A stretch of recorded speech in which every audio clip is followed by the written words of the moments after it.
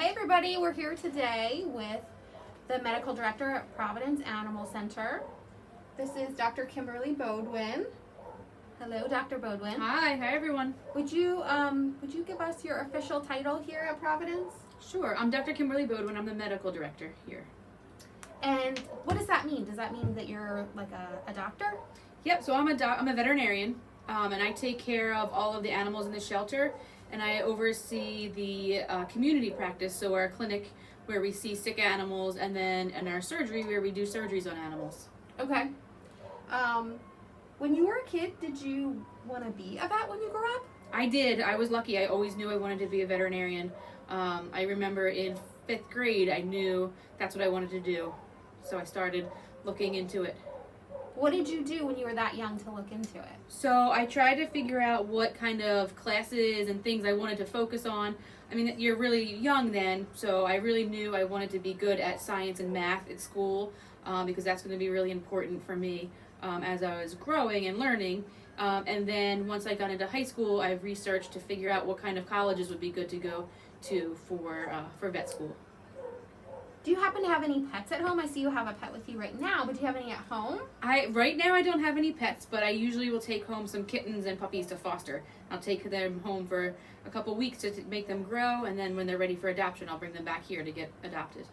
So how come you take home kittens and puppies? How come they can't stay in the shelter? So in the shelter, there's a lot of other animals and there's a lot of germs around. So what we like to do is put them into a home where there's not as many germs until they're old enough and they can come back to the shelter and safely be adopted.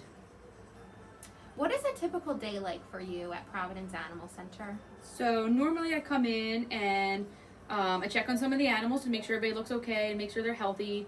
And then we do surgeries a lot during the day. So we'll do spays and neuters of the dogs and cats. And then sometimes I'll go help and do appointments for the clients who bring their pets for us to get their vaccines.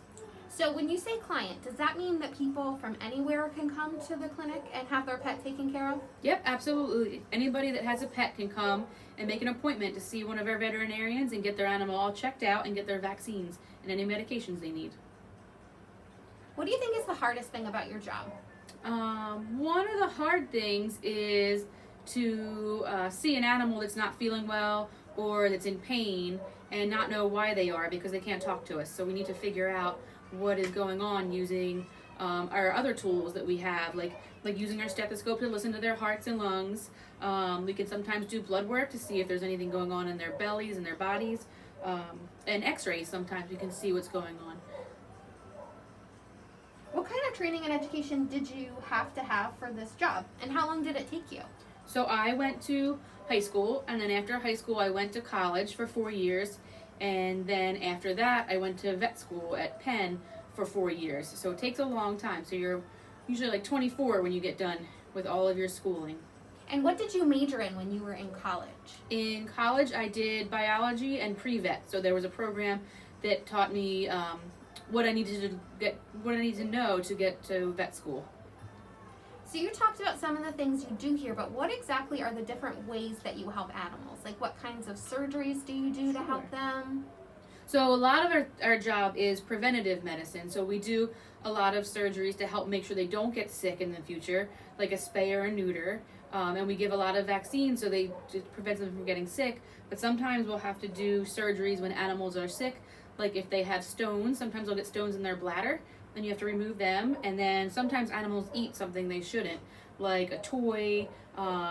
Sometimes they'll eat pacifiers, and you need to do surgery to take them out of their bellies because they won't pass them on their own. So that's how we make some animals feel better. You talked about spay and neuter. What happens if an animal isn't spayed or neutered? So in some cases they can have babies, and that leads to many more animals that don't have homes. So we really want to help control animals from being homeless. And then in some cases, if they're not spayed, they can get really sick as they get older because they get infections. So spaying them prevents those infections from happening. And spaying is for a girl, right? Yep, spaying is for a girl, and then neutering is for a boy. Can you tell us about a recent case that you had and what the situation was and how you helped? Sure. We had a dog a couple weeks ago that ate a whole bunch of dog toys that were all chewed up into little pieces, and they got stuck in his stomach, and he couldn't get them out. He couldn't make them go out of his body, so we had to go and do surgery and open up his belly and get those toys out. And then we had to sew him back up, and then he had some medications, and he felt much better. Wow, so he survived and he's okay? He did. He's doing great right now. Oh, that's great. Yeah. What's one thing you wish people knew about dogs or cats or just pets in general? I wish everybody knew how important vaccines are. Just like for us, when we get vaccines, it stops us from getting sick, and animals are the same way. There's some really bad diseases that they can get that are very easily treated or prevented with vaccines, and it'll make them feel better and not get sick. And what about that little animal you have with you today? Will you introduce us to them? Yeah, this is Fluff. So he is about 7 weeks old. He's a little kitten, and he's in foster with one of our receptionists. He's still too young to get neutered and get adopted yet, so he's just hanging out, waiting until he can grow big and strong for surgery. He looks like he might be a little sick. Are you helping him through anything? He does. He has a little cold. You can see his eyes a little squinty. Little kittens, when they're around a lot of other cats, they can get a cold just like people do or you do at school. When one of your friends is sick, sometimes you can get sick from that.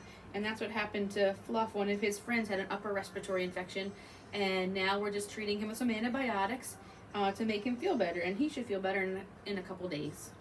Thanks for all you do for Fluff and the other animals. You're welcome. Bye-bye.